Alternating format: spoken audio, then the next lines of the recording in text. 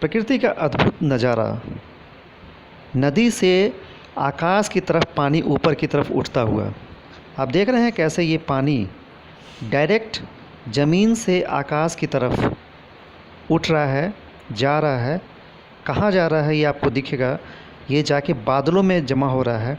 तो पहली बार ये वीडियो आपके सामने है जिसमें एक ऐसा दृश्य है कि ज़मीन से आकाश की तरफ पानी उठ रहा है, गोलाकार रूप में ऊपर बढ़ता हुआ। एक रास्ता सा बना हुआ है, जैसे पृथ्वी से आकाश के लिए एक पाइप लग गया हो, एक रास्ता बन गया हो जो बादलों में जाके ये पूरे ज़मीन से उठता हुआ पानी, नदी से उठता हुआ पानी बादलों में जमा हो रहा है।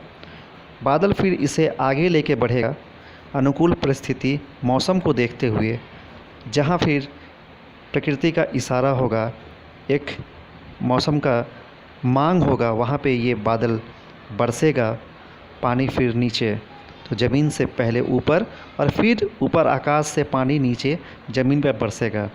ये देख रहे हैं कैसे एक पाइप सा एक दिख रहा है, एक सफ़ेद लाइन दिख रहा है, ये पानी ऊपर जा रहा है और बादलों में अपना जगह बना रहा है।